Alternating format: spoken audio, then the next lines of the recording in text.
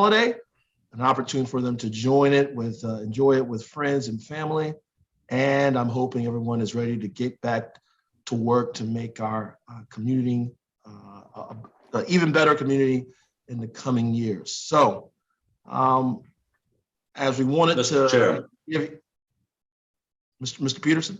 Yes, Mr. Chairman. Before we get started on the meeting, I would like to make a comment, if I could, is that I got the message yesterday about this meeting going virtual as about 1 o'clock yesterday afternoon.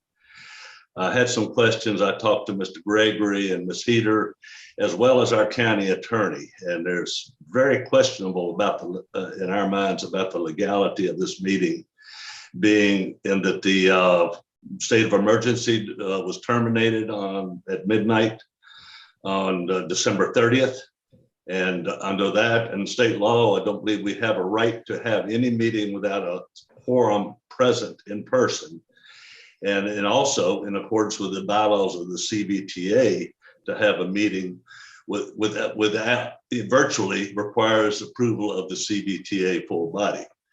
As such, I'd like to request before we get started on this meeting that we reschedule this meeting for an appropriate time, and in which we can do everything in accordance with the bylaws and laws of the state of Virginia. I'm going to defer to counsel. Mr. Gregory. Yes, sir, Mr. Mayor, Mr. Peterson, members of the committee. You should have received late last night a memorandum on this topic from me with supporting materials.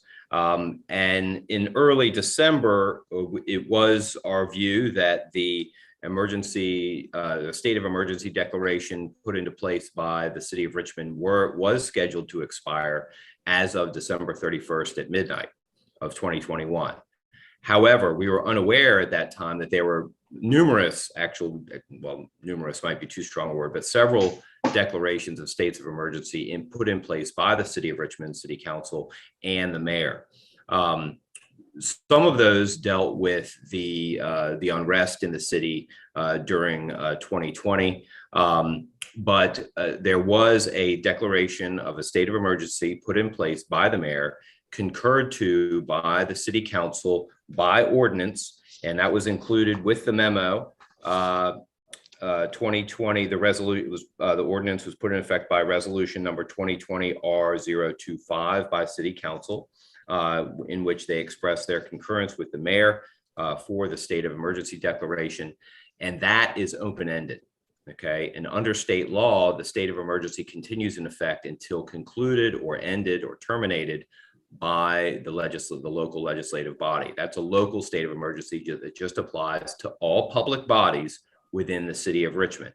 Based upon that legislation, that local legislation, and the interpretation of that by the city of Richmond City Attorney's Office, which I reviewed and conferred with them about this. I agree with their analysis that state of emergency is still in effect, and under the Virginia Freedom of Information Act, Virginia Code Section 2.2-3708.2A3, that provision in state code would allow all public bodies within the city of Richmond to continue to meet virtually under the state of emergency put in place by the mayor and city council. The memorandum explains all of this, and I believe with that put in place, as long as there's compliance with the provisions of 3708.2A3, which I believe there are based upon the meeting notification and the information posted on the website for Plan RVA and the Cvta, that this meeting is appropriate and in compliance with state law and local legislation that would allow the virtual meeting to be called and held. Thank you, sir. Thank you, and I appreciate what you're saying, and I discussed this also with our council here in Hanover County, and we felt like basically we're stretching this based on a technicality. The mayor declared the emergency declaration terminated. Now, the fact that city council has failed to consent to that termination but yet is still meeting in person themselves, sort of gives a tacit approval to that termination. But at the same time, we still are not in compliance with the bylaws of Cvta, which does not allow us to have virtual meetings, except with the approval of the full board. And we do not have any approval for having virtual meetings past December 30th from Cvta. I don't want to get into too much of an argument about this, but I would say this, that I don't believe it's a technicality. I believe that the city council concurred. The mayor of the city of Richmond is their director of emergency management. He has the authority under state law to declare a local state of emergency. The city council concurred with that declaration, and that state of emergency is open-ended. And in the legislation, you will note, under resolution passed by the city council, resolution number 2020-R025 specifically refers to the COVID-19 emergency due to the pandemic. Now, whether you agree with the policy decision, the legislation is legal and is effective. Now, the bylaws, let's see, we can take a look at that. If there's any concern at all about whether the body should meet, the body can certainly, the chairman can certainly close the meeting or adjourn the meeting and not meet out of a concern or an abundance of caution. But I believe the meeting is legitimate and can be held in compliance with state law. Thank you, sir.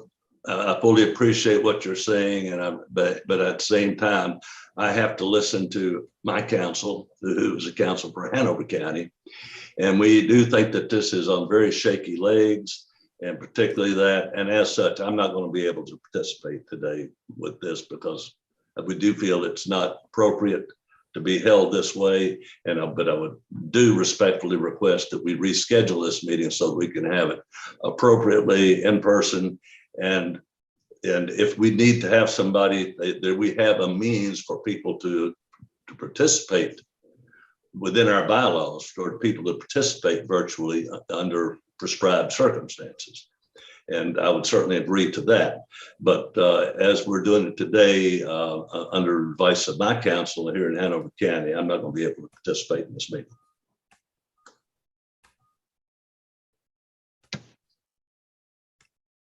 Mr. Chair, a follow-up. Mr. Gregory, if we could refer to the bylaws at which Mr. Peterson is referring to. Can you give us some insight on what the bylaws actually do say in relation to this? Yes, sir. On page 5 of the bylaws, subsection P of the section on meetings,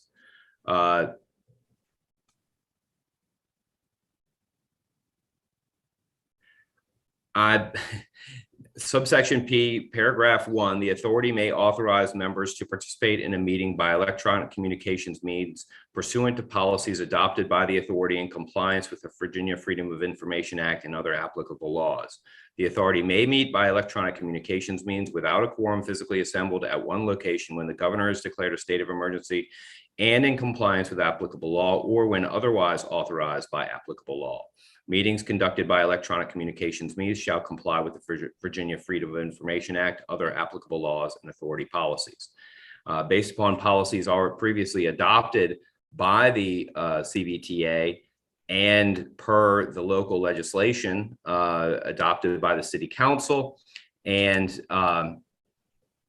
to which they concurred with the state of emergency declared by the mayor, and also in compliance with FOIA, I believe that this meeting can proceed in compliance with state law, in compliance with the bylaws of the Cvta. Now, if the committee has any concern at all, they can always adjourn the meeting, or the mayor can adjourn the meeting without taking any further action. But I believe it is legal and in compliance with state law to proceed today with respect to Mr. Peterson and the Hanover County Attorney. I understand their concerns. I understand they're wanting to go ahead and begin meeting in person again or avoid these virtual meetings. But nevertheless, under the bylaws, under state law, under the local legislation, I believe it's legal to proceed. Now, whether you choose to do so or not is up to the body to decide, and the chairman. But it is, I believe, legal and permissible under state law and under the bylaws and policies set forth by the Cbta. Now, I would note that the committee should provide for the statements required by Virginia Freedom of Information Act 3708.2A3 and note its compliance under subsections A, B, C, and D. But as long as that's provided for, then I think you're fine. With respect. Mr. Chairman, if I could ask one further question. I believe those bylaws refer to permission given by the full authority, not by a subcommittee.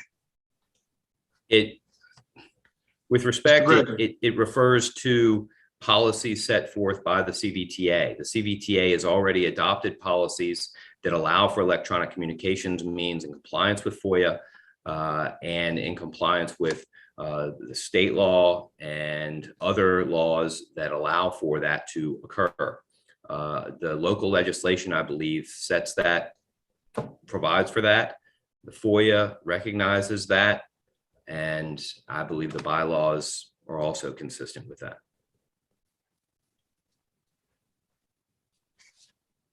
Thank you, Mr. Gregory.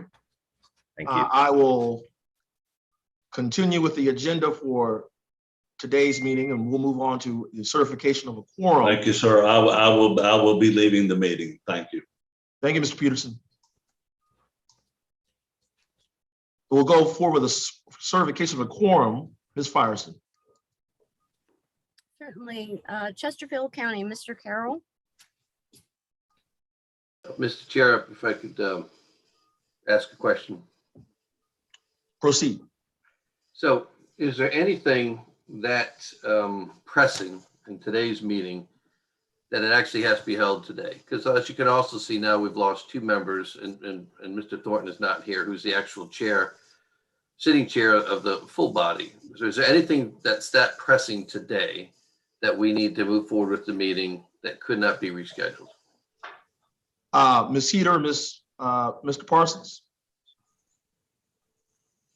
Mr. Chair, we have a number of information items which technically can be taken up under at another date. We do have two action items on the agenda to certify reporting from GRTC. But I think the remaining items, if it's the body's pleasure, can be taken up at a later time.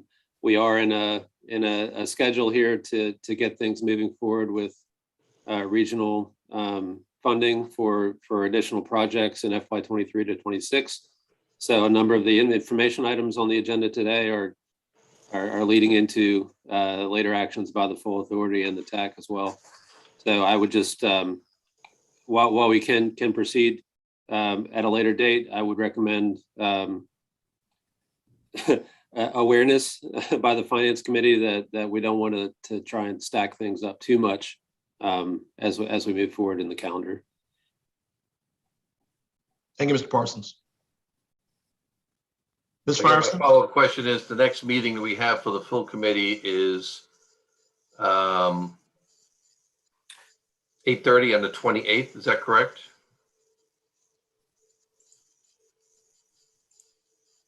Yes, sir. Chet, That's correct. Sorry, Mr. Chair, if I may just sort of interject. I think, Chet, it might be helpful for you to outline what's been discussed to date with regard to the flow of meetings in this quarter and how that might relate to the schedule, and whether or not it's possible that if the committee decided to postpone, what that would do to the schedule. Sure. Yes. Thanks, Ms. Heater. We have discussed and run it by a couple of key individuals about possibly eliminating a few meetings of the full authority, including I believe it was, Martha, correct me if I'm wrong, the January and the March meetings. so that we can make sure that the business of the TAC and the Finance Committee continue as needed because of the nature of the turnaround and the workload that is put on all of the authority members to review materials in a timely manner. As you know, over the past few months, we've been running a sprint, and there have been a lot of materials that have come out just under the deadline, so that you can have them in front of you for review and action. We had talked about possibly taking these two authority meetings out of the schedule so that the committees could continue to work, but provide you better information in a more reasonable time frame, so that you can have more considered review. If we did continue to hold the meetings as scheduled, it may continue that pattern that we've gotten into of last minute review and consideration. I'm thinking particularly about all of the tables and the materials that you looked at the last meeting, where the fall line and other rural projects were approved for expenditure of regional funds. There was a lot of information there, and I don't think it was comfortable for anybody. But what the staff will continue to support the authority, whatever the decision is in terms of meeting schedules and meeting materials. Yeah, Mr. Chair, can I ask for some clarification on that? So, Chet, what I recall was that we were scheduled to meet throughout the winter and spring on a monthly basis. Were you going to propose that to be modified? Yes, sir. Yes, there were two meetings that we were going to propose to take out of the schedule this spring that were not. Can you be more specific? Which meetings were those? Just trying to think of. There are a few other things that are kind of moving that I'm trying to kind of marry with that thought. Yes, we were looking at the. Martha, correct me if I'm wrong. I believe it was possibly the March meeting. January and March. Yes, that was the proposal that was put forward before the chair and what we had planned to talk about in today's meeting agenda. You said January and March? Yes, So not having a January board meeting and not having, so would the Finance Committee still continue to meet even if, okay, Yeah. So we don't get a break, but the other No. ones. Yes, as Mr. Parsons mentioned, I mean, I think everyone recognizes that the compression of the meeting dates provides very little turnaround for local review of actions to put before the authority, as well as for staff time. So the reality is that the finance and TAC meetings occur after the deadline, oftentimes for mail out of packet materials. And so that cycle just creates an inability for everyone to have advance information. And so we were hoping that we would be able to continue the committee meetings to keep the work flowing. But by reducing the number of the spring of those authority meetings, it would enable more work to happen with more consultation, if you will, in between the full authority meetings. And that sounds actually like a very smart plan. Well, Mr. Chairman, I mean, one thing that I can suggest, and this is just a matter of parliamentary procedure, is that at times, in the absence of a quorum, and I think we do in fact have a quorum, you may agree to discuss certain items so that items can be presented and questions can be answered. And if we want to defer votes on items in light of the fact that Mr. Peterson and I missed why Mr. Thornton wasn't available, but we could do that. But I mean, not playing lawyer here, but I completely agree with Mr. Gregory. And from a fundamental perspective, if we're concerned about sunshine and transparency, the truth is that the virtual meetings actually are more transparent and can be more easily attended by individuals who want to observe what we're doing. So I understand the formative concern raised by Mr. Peterson, but I disagree substantively that if I think virtual meetings give more people the opportunity to engage, participate, and listen. who would not be able to get there today because they are somewhere in New Kent or Hanover or Goochland and couldn't travel. So I think this was actually a very sensitive thing to do by the chairman in order to facilitate people's ability to participate and observe what we were doing, as opposed to, I doubt we'd have very many people in the room with us today if we were in at Plain RVA. But anyway, I'm happy to do whatever the chairman recommends.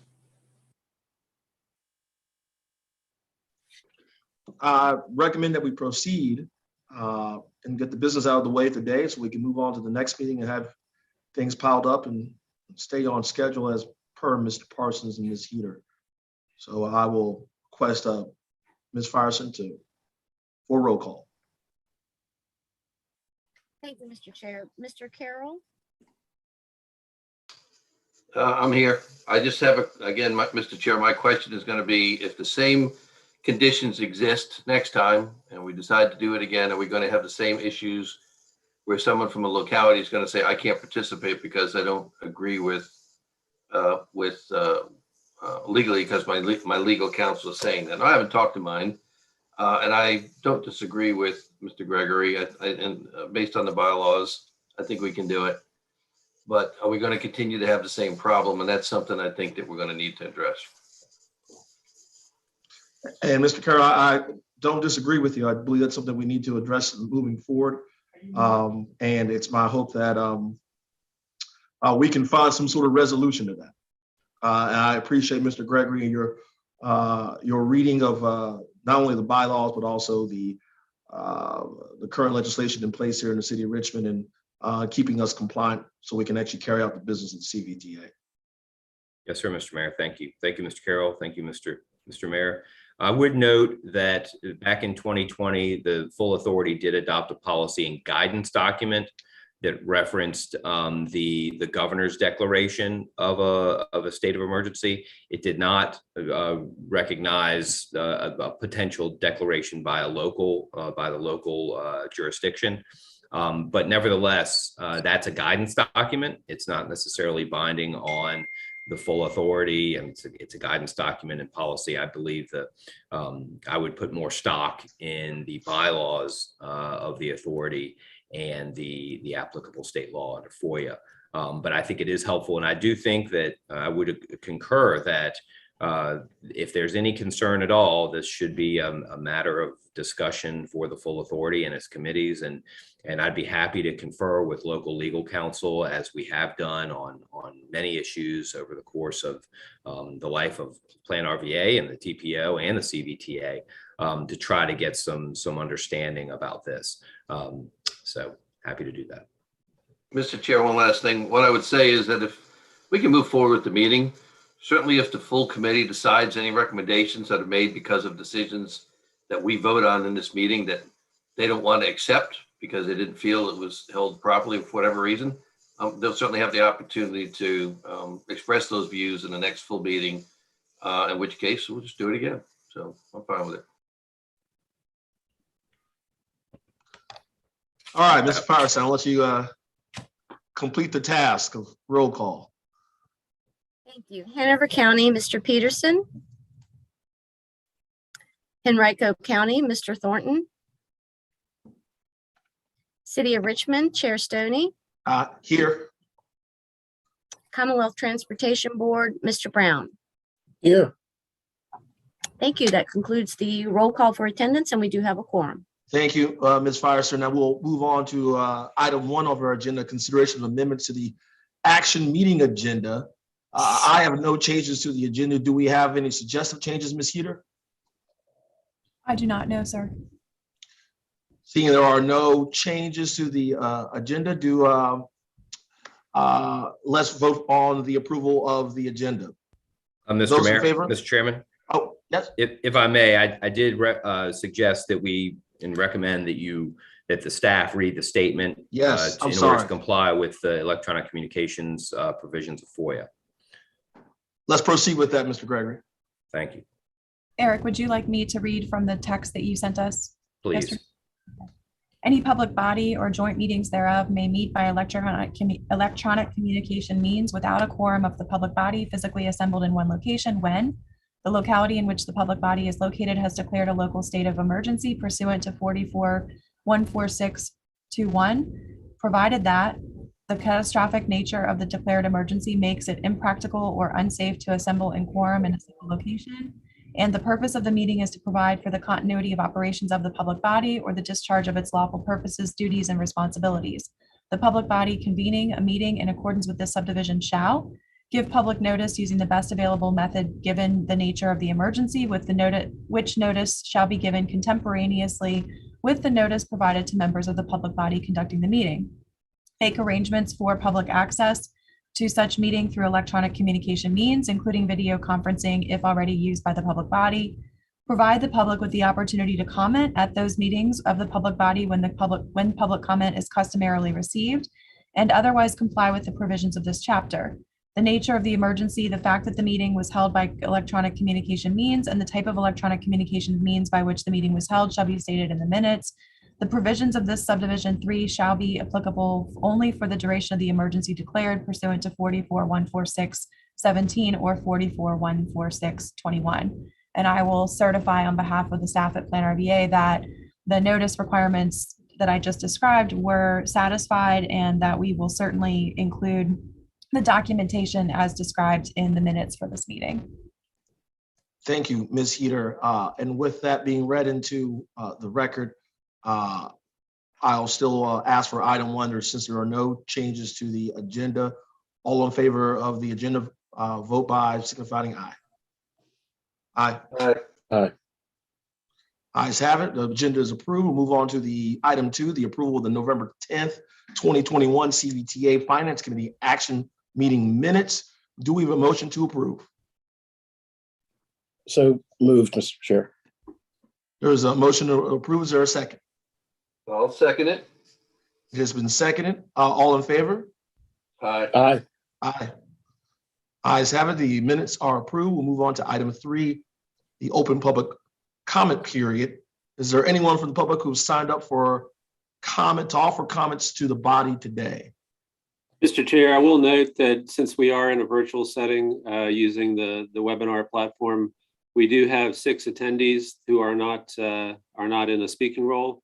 I would note that if anybody who is participating in the meeting today wants to participate, there is a Q&A function at the bottom of the screen where questions can be asked at any point in the meeting, but especially during the open public comment period, and staff will attempt to respond in a timely manner. We have not received advance requests from anyone else asking permission to participate or provide comment to this body. And seeing there are no questions or comments, we'll move forward with the item 4, the Finance Committee Chairman's report. I do not have a formal report for today, so let's keep it moving and move on to item 5, Cvta Activities Report. Mr. Parsons. Thank you, Mr. Chair. Mr. Ewer from the TAC is with us as well this morning. Janice, would you mind sharing item A under 5? The financial activities and investment reports were included in your packet and are also shown on the screen, showing activity fiscal year 2022 from June through May. This is actually the year to date, including the operating fund, the regional fund, and the summary commitments there. This does not reflect at this date the commitments that were made for the regional funds at our last meeting. So over time, I guess the next few months, this will be updated to reflect those commitments. I believe that is it. Yeah, the investment report provided by Chesterfield County as part of our agreement with them as the fiscal agent, provides the summary of the investment type, allocation, as you can see scrolling through the screen, the interest earnings, and benchmark comparisons. This is a similar format to what you have seen in the past, and be happy to take any questions at this point. on the financial activities and investment reports.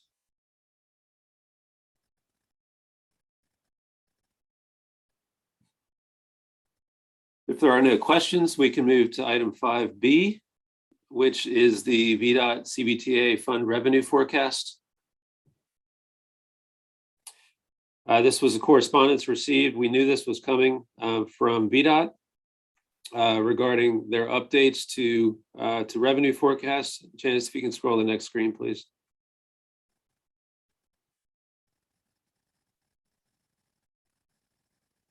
This is a forecast that was last done in December of 2020 and is now updated as of December of 2021. As you can see, the total revenue forecasts are decreasing across the board. And the change in total forecast from FY22 to 28 goes down by $145 million. Most of that, as you can see, is reflected in the sales tax revenues.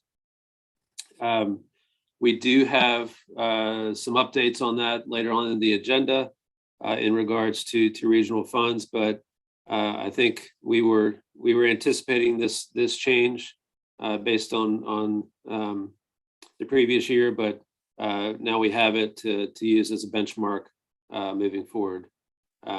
This will impact the regional funds that are available as well as the local funds, obviously, and should, I think, be the new foundation as we're positioning to make decisions on spending over the next year. Mr. Chair, Mr. Parsons, this forecast is dated what date? The letter was received the 17th, I believe, but it's reflecting a December 2021 update in the forecast. I'm just trying to reconcile this with some numbers that I've heard recently from the governor's office with regard to revenue forecast. And I don't know. I don't want to confuse the issue, but my sense was that this forecast did not include the most recent financial update from the state. And my sense was that fiscal year 21 is going to be much stronger than maybe it's reflected here, but we just probably need to follow up on this because I have a sense that this number may be revised.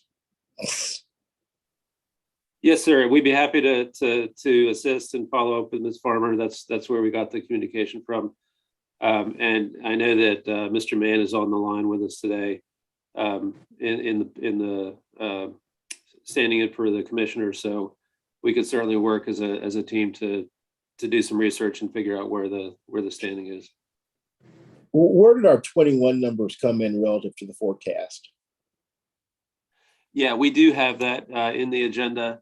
Janice, okay. Can you move forward? We could just hit it quickly.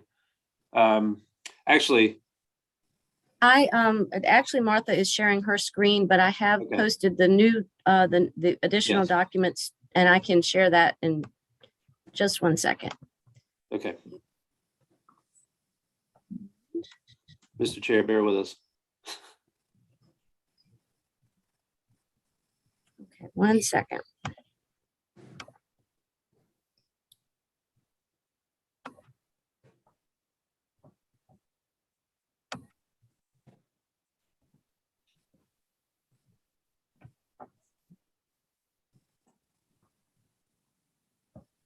Can you see that? It should say page 14A.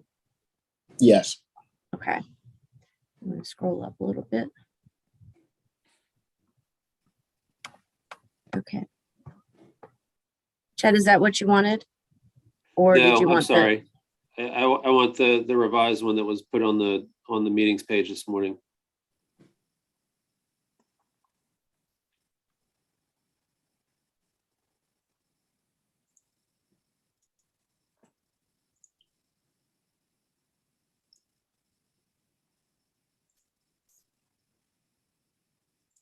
If you just want to speak to it, Chad, I just wanted to know, did our forecast for 21 come in above or below? I mean, did our actuals for 21 projections for 21 come in above or below the forecast? Is, I guess, the Yeah, question.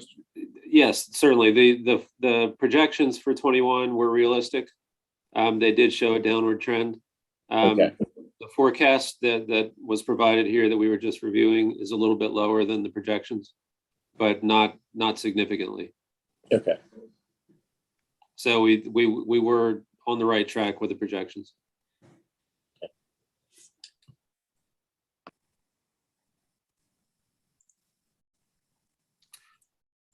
Mr. Parsons, you have anything further? I wanted to see if Mr. Ure wanted to share an update on TAC activities. A number of the items that are on the agenda today are reflective of TAC actions or Mr. Ure? things that are moved on to finance. Yes, good morning, Mr. Chair, members of the committee. The Technical Advisory Committee met last on December 13th. There were not a lot of action items, but a lot of discussion regarding the regional project prioritization. Our focus was the 1B or round 2, depending on your reference point for the regional funding. That's for FY 23 through FY 26. I'll remind the group that the authority committed the FY 21 and FY 22 funding towards the fall line, as well as the 4 rural localities that did not directly benefit from the fall line. So that money has been fully allocated by the authority. So our focus is FY 23 through 26. Project applications were due from all of the member localities on December 17th. So those are now in the hands of Chet and his staff to begin the prioritization and ranking of those projects. Obviously, it will how many projects get funded and the schedules will be dependent on the available funding, which will certainly flow through this committee. Also, at the December TAC meeting, there was discussion regarding regarding the schedule for allocation of the next round of funding, keeping in mind that there is a target for many localities to leverage against round 5 of Smart Scale. Rounds 5 of Smart Scale pre-applications open beginning of March, close end of March. So it is critical we stay on a schedule collectively that allows us to be able to use the Cvta regional money where appropriate to try to leverage for Smart Scale next round. So that was a topic of discussion. We also discussed the need for a modified standard project agreement between the Cbta and localities to administer the projects with regional funding. So we do have a model in place based on the Vdot agreement. So we'll need to tweak that collectively to make that a document that will come before the full authority for approval. So we have a standard project agreement. The other item of discussion at the December TAC meeting was the Fall Line Working Group, which is consists of the member localities that directly benefit from the Fall Line, as well as Vdot and Cbta staff. They had their first meeting on December 1st, and the next meeting is scheduled for next Wednesday, January 12th. The purpose of that group is to work on schedules and I guess project delivery approach for the Fall Line. And with the additional money that is being allocated towards the Fall Line by Mr. Brown through the CTB, which we appreciate, as well as the announcement by the governor of funding dedicated to regional trails as part of his December budget announcement. We'll be following that closely and determining where best to use that money to deliver the Fall Line in a expeditious fashion. So with that, I'll take any questions regarding TAC. Any questions for Mr. Ure?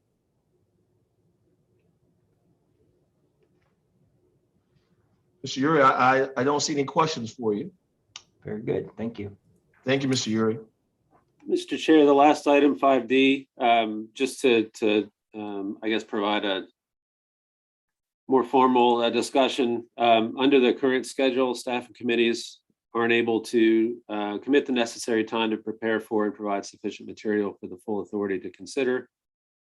We are seeming to be in a constant scramble to process the results of TAC and Finance to get them ready for action by the Cbta, and have been getting some constructive feedback from authority members that actions that they're being requested to take are material that's not been given proper review. We would like to consider canceling the January and March Cbta meetings. And this is an information item for the Finance Committee right now. We are working with Chairman Thornton to consider this action, as well as Mayor Stoney and Mr. Ure as chairs of the Finance and TAC committees. And we hope to have some resolution from the chair over the next week or two, so that we can proceed with a schedule that everyone can get behind, and hopefully provide some relief from the frenzy that we've been experiencing the last few months, both on the staff side as well as the authority members. So that's really just an information item from the staff at this point. But we hope to get back to you all, as well as the TAC, soon with some additional direction. With that, I conclude the staff report.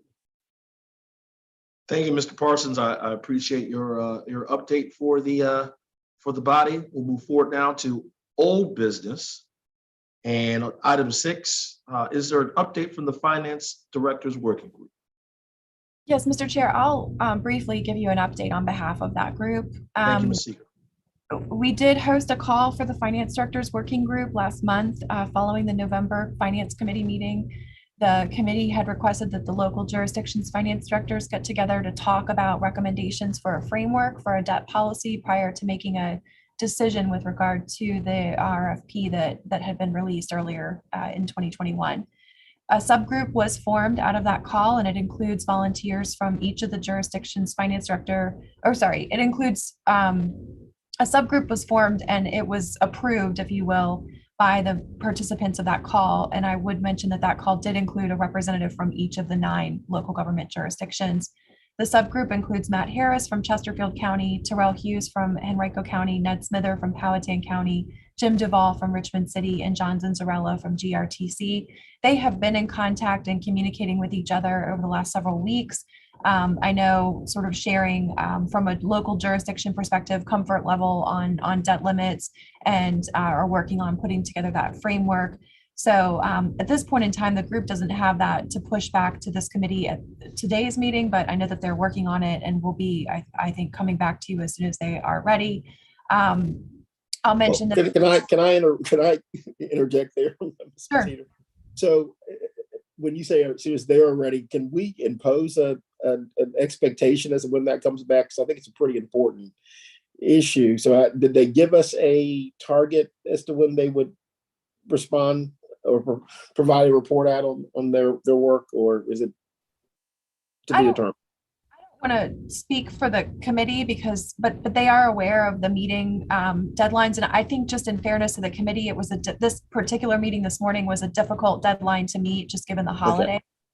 So they certainly will be made aware of the deadline for the next Finance Committee meeting, and okay. I would hope we could be able to share the results of some of their work at that meeting. Well, and again, not just the thing about the governance model here. I would like to say that they ought come back and report by the next Finance Committee meeting, not that it would be at their discretion to do that. And what I'm sensitive to here is that as we are going to get into the programming of the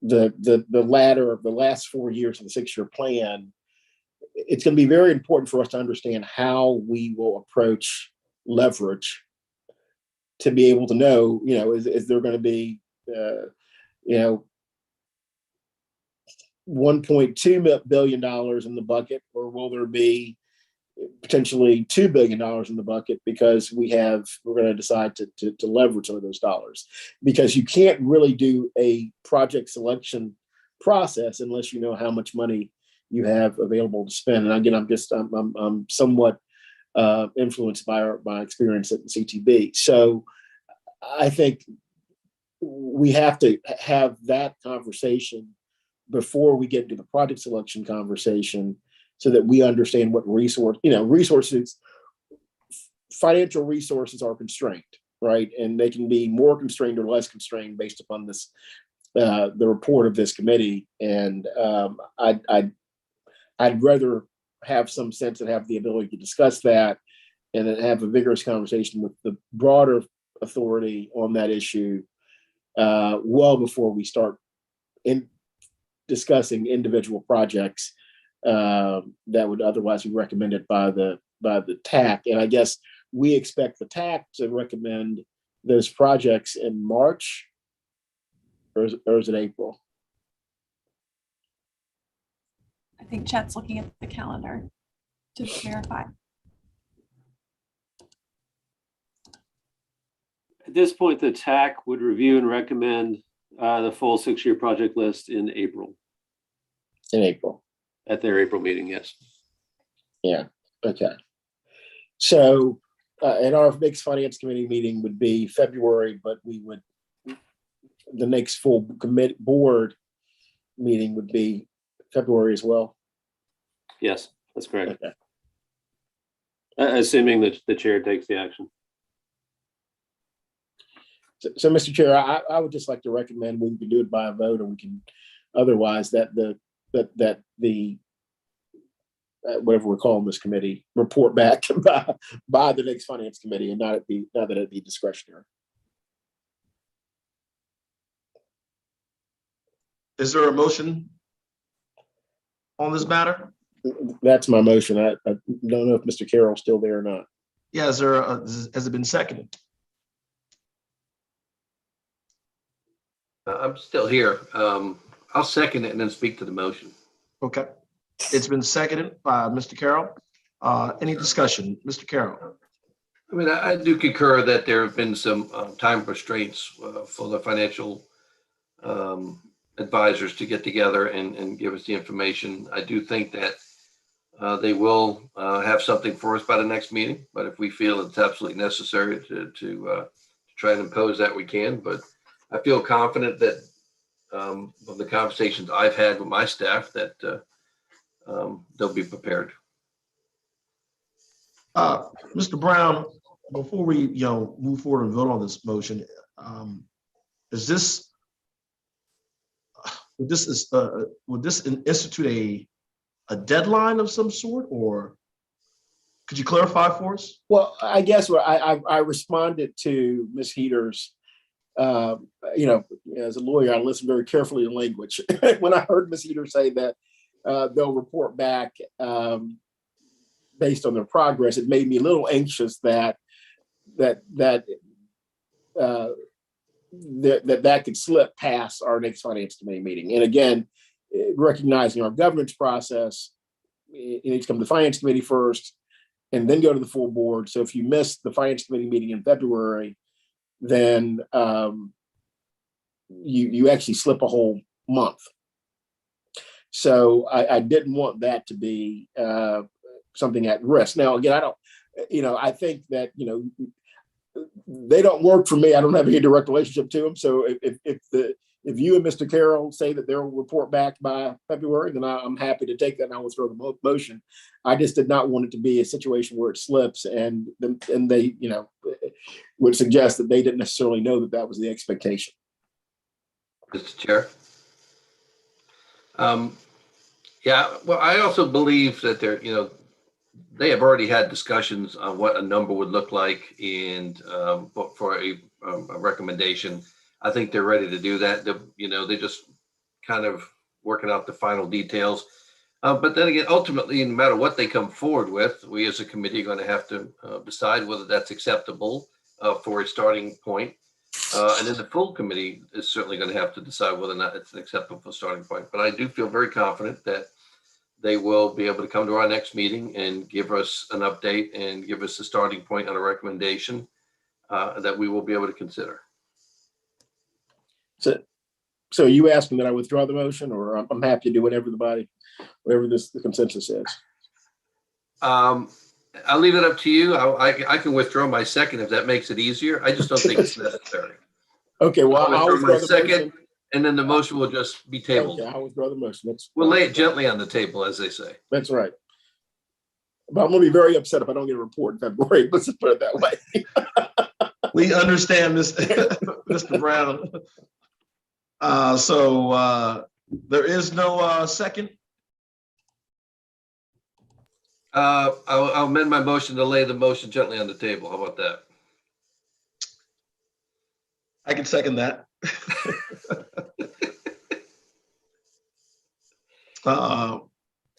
There's been a motion laid gently on the table.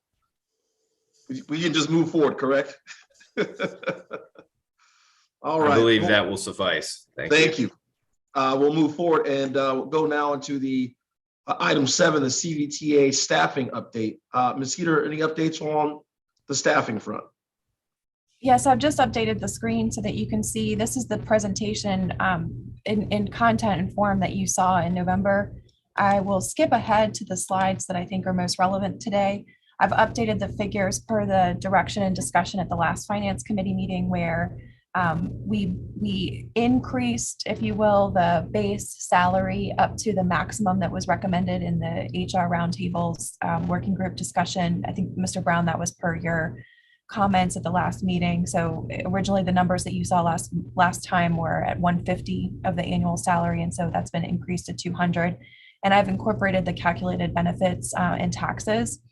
These are, I will say, figures based on the plan RVA benefits model. So certainly, I think depending on what the authority would decide to do with its benefits offering, whether it would be through our agency or not, these are based on the premiums that we pay currently for participation through the local choice program. That's Virginia's pooled health insurance program. Many smaller political subdivisions across the Commonwealth participate in this program, and it's a effective way to manage, frankly, health benefit costs for smaller organizations. We also included just the calculations of what payroll taxes and life insurance and retirement contributions, assuming that the employee would also be beneficial to the Virginia retirement system suite of benefits. So that's what is represented in that first number there, and the asterisk just simply represents that that's been updated to include taxes and benefits consistent with Plan RVA with a base salary of $200,000. So I've updated the slides for each of these 3 options or phases, if you will, that were discussed last time, so that you can see that. And I'll move to the summary table here to be able to show you, and I recognize Mr. Parsons and I had this conversation yesterday. The table here represents these as options. We understand that the committee had earlier in the fall taken those options that were presented by the subgroup for the HR roundtable and thought of them more as phases. So you might want to consider those columns as what a kind of a stepped approach over the course of multiple fiscal years might look like as far as an operating budget. The only reference point is that they're not, depending on when you would put this plan into effect, they're not contemplating any kind of escalation. So they're all based in 2021 numbers essentially, but hopefully this will give you a good view. We've compared that to the current fiscal 2022, your current fiscal year operating budget, which, as you know, includes the carryover surplus from last year's operating, as well as kind of this reserve amount. And so if you did that as a point of comparison, you could start to see if there was a level budget, so to speak, of $500,000 operating, when it would start to become insufficient to manage those operating costs, especially when you get into that phase 3. I'm happy to answer any questions that you have, but this is essentially the same content, just with updated numbers based on the discussion last time.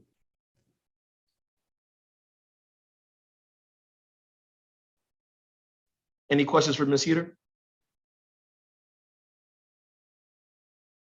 Thank you, Ms. Heater. Any further updates on the staffing front? No, just simply at the time that the authority is ready, we had identified the decision points, and so as indicated previously, we're awaiting direction. In the meantime, I'll say that we are going to be working on the same schedule as last year to put forward the staff support MOU from Plan OVA. And so that'll be coming before this committee in the coming meetings, and certainly can offer scenarios to you to be able to fill the gap until final decision is made on more permanent staffing. So we're here for as long as you need us. We appreciate your support on this topic. So Mr. Chair, is action required on this by us? I didn't think there was, but Ms. Heaters, any suggestions? If I recall, the last time the full authority discussed this, there were Mr. Thornton requested, I think back in, Chet, correct me if I'm wrong, it might have been at the end of October or at the end of October, that meeting, he requested that any authority member who had input on this subject provided ASAP.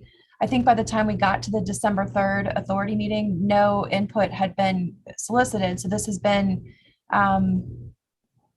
sitting with the Finance Committee during this time to be able to evaluate from a budgetary perspective. So certainly I think at a minimum, when we start to look at fiscal 2023 budget, a recommendation will need to come forward from the committee. And I think the HR roundtable and we have indicated hopefully numerous times by now that we're ready to initiate a recruitment process and or provide a proposal for a more permanent staffing arrangement whenever you say go. So we do not have a requested action, but certainly if you want to recommend a step forward, we're ready to hear that. Well, what I gather, again, listening, is that you are waiting for us to recommend something so it can go to the full authority, so the full authority can then decide what it wants to do with regard to our action would be budget, but once we recommend a budget for staffing, then the full authority can either agree with it, disagree with it, or amend it. So I guess that's why I raised the question, Mr. Chair, is whether it's time for us to take action and forward something to the full committee. Well, Mr. Brown, I think what we could do is we could always recommend a range, on hiring range amount to the full body from the Finance Committee. We could always do that to get the process moving along. So would it be appropriate to recommend that the document, if you could put up the document, Ms. Heater, that you just displayed? Sure.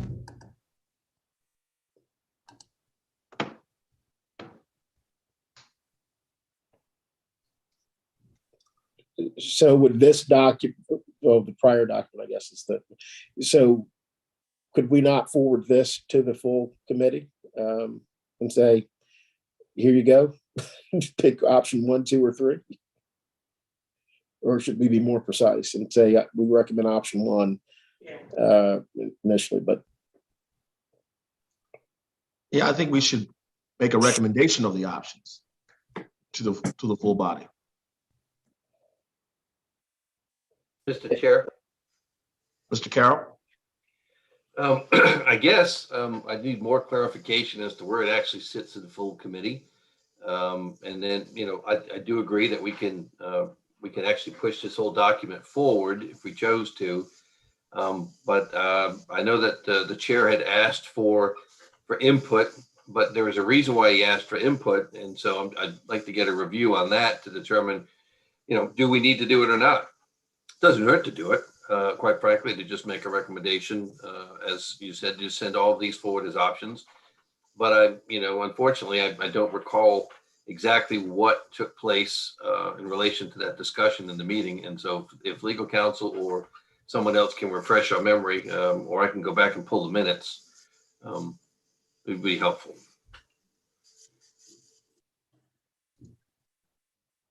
We can distribute kind of a summary, perhaps, of that meeting discussion in October. From memory, we presented the material and kind of the culmination of the discussions that the Finance Committee had to date on the subject, as well as the work of the ad hoc personnel committee that was formed.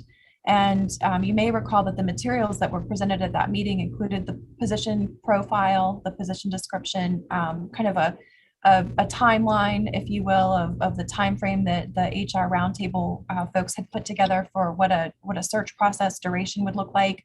I think some of the questions that were raised at that committee was, one, what would be the role, if any, of the personnel committee that was formed? My recollection is that the chair of that committee had identified that he felt like the charge that for which they were formed had been fulfilled. And so would a new committee need to be established to be able to manage a search process?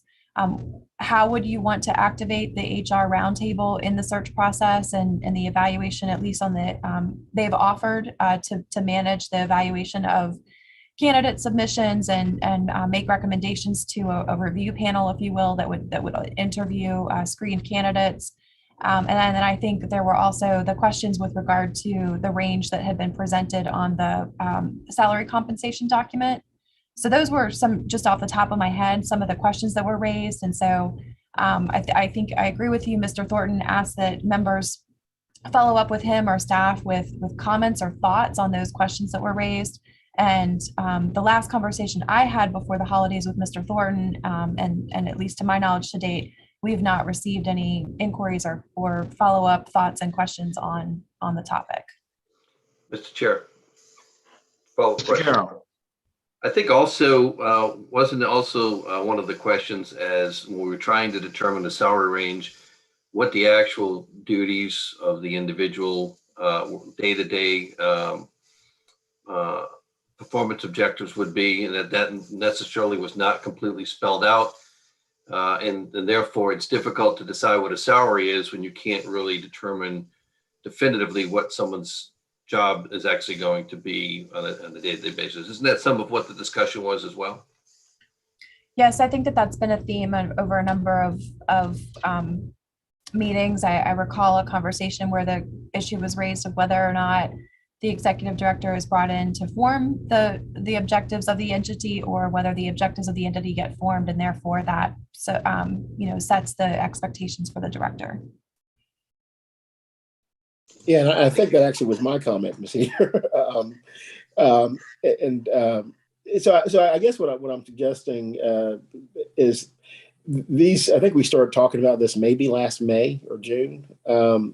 At some point, we're going to have to drive some of this to some resolution, and I think my recollection is that the committee met. It made the recommendations on salary. There is a draft job description that was developed, at least for the executive director type role. And at some point, we have to push this back to the broader committee to actually put a nail in it one way or the other. And so I think that's what you're hearing from me is we can defer this for another 30 days, or we can say, look, we've done the work. Now we need to get a sense of the will of the committee of the authority as to whether we want to go with a ED that will provide leadership, or someone to provide execution support, administrative support, and here are the budgetary considerations that you have, and then just kind of decide it here. I guess what I'm concerned about is that because of our lead time and delay, to move things through, every month that we defer basically adds another 60 days to being able to take any formal action on something. So my interest would be to go ahead and push this back to the committee for the February meeting, right? Because we won't meet in January in theory.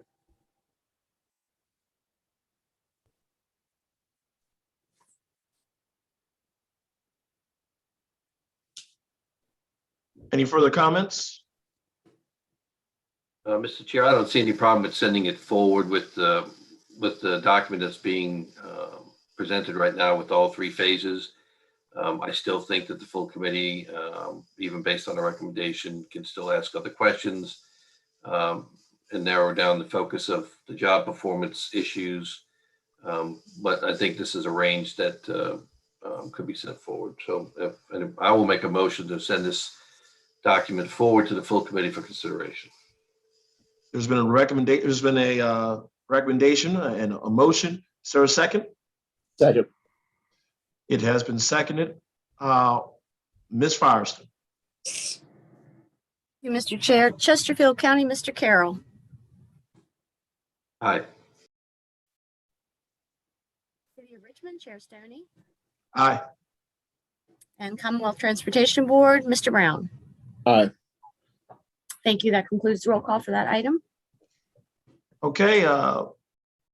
Now we move into new business. And Mr. Parsons, I'm going to ask you that you take on item 8, the FY21 annual certification and FY23 expenditure plans. I know that you will also cover the GRTC Cvta annual certification report and also the special fund quarterly report.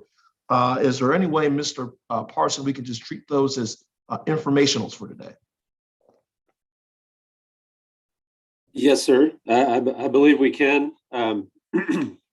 Just make sure staff will put a note on that to bring it back for action at its earliest convenience. Thank you, Mr. Parsons. So the item 8A, information on reporting requirements. As you know, there are basically two tracks for reporting on expenditures of the Cbta. The first is a local allocation plan, which is basically a project plan for each of the localities to project where they expect to spend money in the coming year. We do have quarterly opportunities to update that allocation plan. So it is time to begin work on developing that allocation plan for FY23. So starting July 1 of 2022. And this is a work task that is shouldered by the TAC. I just wanted to share that information with you today so that we can get that information out as broadly as possible. But staff will work with TAC and Mr. Ure to start moving that process forward. We do have history now, so we're able to look back at last year's local allocation plan to see what projects were identified. We can track any progress made on those projects and then update the records accordingly. The second, and I think more important item right now, is that annual reporting is due for Cvta funds that have been expended in FY21. We do not have a year of history under our belt for this yet. This is a more of an audit type of exercise that each locality covered by the Cbta should be reporting on where their money was spent in the previous year. So we are looking for reporting from each member jurisdiction on where their local funds were spent. And we do have, and Mr. Gregory may want to provide more of an update here, but we do have basically a cover letter that is prepared and available and has been distributed to each locality to use as a template to provide their spending records, and we can. The hope is that Cbta staff will be able to compile all this information in an annual report of sorts to make sure that we keep track over time of where the local dollars have been spent and ensure that they were spent for adequate or the allowable purposes that are outlined in the organization of the Cbta. Mr. Gregory, did I say everything right? Yes, I think so. The draft letter that we submitted to the member jurisdictions allows for them to provide for their compliance, their certification of their expenditures in compliance with the applicable law and policies set forth by the Cvta. So that should be in process. They have what they need in order to do that. Thank you. Yeah, Mr. Chair, we'll just, as an information item, we will be working with the member jurisdictions over the next few months to make sure that this reporting is submitted and documented on our side. So no action needed. Just wanted to provide that update to the body. Item 8B and 8C, again, today we're doing this as information items, but we do have resolutions that have been prepared along with reporting from GRTC for their spending of fiscal year 2021. So this is actually somewhat of a template for what we should be receiving from the member jurisdictions as well, in terms of reporting and documenting where the dollars have been allocated. So the resolutions that are there are for future action. I believe we'll ask for the Finance Committee to make a recommendation at the next meeting, if that's the chair's wish. And with that, we can move on to the next item unless there are other questions on the items under number 8. Any questions for Mr. Parsons? All right, we'll move on. Mr. Chair, sorry, I'll turn the video back on too. Sorry, Mr. Carroll, I'm sorry. I didn't know who it was actually who was speaking. I know, it's the ghost. Looking at the report, Mr. Parsons, I think that's on page 71 of the in the agenda today. Is that correct? We're talking about the GRTC transit report. Yes, sir. Doesn't look very, I mean, it shows the numbers certainly, but it doesn't look very detailed on actually how the money was actually spent. Are we going to get more of a detailed report in the future? Yes, sir. We can certainly work with GRTC staff to massage that as we move forward. I believe that I would hope we would do the same with what we're reporting on how we're spending transportation dollars and what projects we're using them on. I don't necessarily think we need a line item, but I think that there needs to be a little more information than this, just my 2 cents. Yes, sir. I would note that the GRTC only incurred 2 expenses in fiscal year 21, as you can see on the screen there. One was approved by the authority to develop the regional public transportation plan, and the rest was essentially put in reserves for the following year. And I think that was the approach that GRTC presented about a year ago for the use of their funds.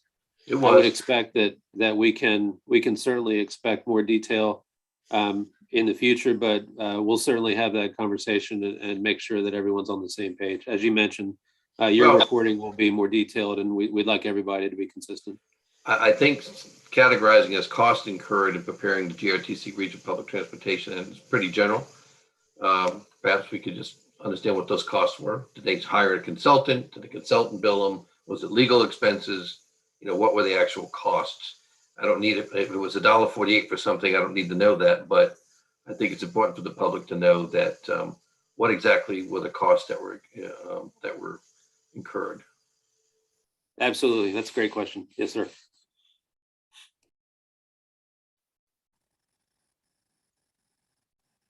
Anything further, Mr. Parsons? No, sir. We can move on if that's your choice. Yes, item number 9, the regional project process. I hear you have some information for us on that. Yes, and this is pertaining to the fund estimates, the revised estimates that we received from Vdot. As you know, Chesterfield County, as a fiscal agent, had prepared an adjusted forecast previous to us receiving these funds, and that's what Mr. Brown referenced earlier in our meeting this morning.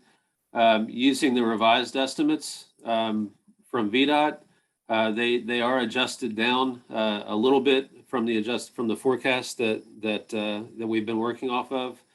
But what we need to do today is discuss, and I guess there's no action requested, but making sure that Finance Committee is comfortable moving forward with a regional fund amount to consider for years FY23 to 26 as the TAC, so that the TAC can reference that baseline as it considers ranking, prioritizing, and making recommendations on future projects to bring to reality through that regional fund. And I'll just provide two numbers for comparison. Using the adjusted forecast that we had been considering, the regional fund from FY23 to 26 was projected to generate about $284 million. And this is information that we shared in a spreadsheet at our December meeting of the authority when the fall line was considered. Using the revised estimates from Vdot, that number shifts down slightly to 278 million. So we're still in the same ballpark regardless, but that I think should be the foundation for consideration by the TAC as it makes recommendations on projects to consider. As I mentioned, today's action is really just to discuss this, see if there are any questions from the Finance Committee on that number, and whether you would concur for TAC to continue moving forward with that as the foundation for their work over the next few months. Any comments from the membership?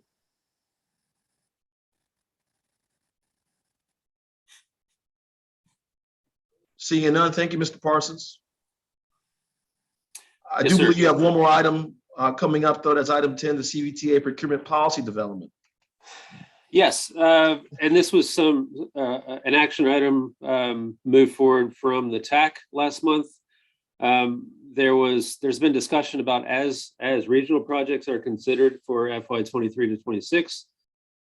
One of the things that TAC would like to do is arrange for a third-party cost estimate review to make sure that projects applied for under this regional fund are realistic in the cost estimates that are provided, and that they're reflected in general acceptance across the board from where those estimates are sourced. We have done some research. Planner RVA has been able to use bench contracts for consultant use through DRPT and Vdot in previous efforts, including the transit governance report that Cbta authorized last year. In our research, we are not able to utilize those bench contracts for engineering estimates. That is not covered under the scope. So we are going to go back to the drawing board, and this will be a discussion item at the TAC's next meeting, so that we can provide some direction forward for the authority to consider as new projects are moved further through the pipeline. One of the options that I think is still in front of us, for your information, is to use a local jurisdiction's existing contracts to bring in consultant assistance or some other third party to provide that oversight on engineering estimates. So I guess at this point, this was more just for the general knowledge of the Finance Committee, so you're aware of one of these action items that the TAC is considering over the next month. Mr. Chair, I think that's it, unless there are any questions, and looks like other business is the next item. Any questions from the body? Seeing none, we will move forward to other business, item 11, future meeting schedule and topics. We do have a number of future meeting topics up for the Finance Committee moving forward. We're going to discuss the debt policy and financial advisory services and bond counsel RFP decisions. We have to look toward our future Cvta staffing and support services MOU with Plan RVA. I know we have the financial policies review and update. I think that's necessary. We'll have more regional project prioritization discussions regarding FY23 through 26. We have to talk about our fiscal agent agreements moving forward, and we have to take care of the fiscal year 2023 budget. So as we enter a new year here in 2022, a number of topics for our business of this committee moving forward. Are there any comments from the membership? Looks like we have a lot of work to do this year. Yes, we do. Yes, we do. We have a full plate moving forward from fiscal and calendar year 2022. And so everybody buckle up and hold on tight. You all have the next meeting dates in your packet of information. And with that, seeing all business has been completed, this meeting is adjourned. Take care, everyone. Have a good one. Happy New Year. Happy New Year.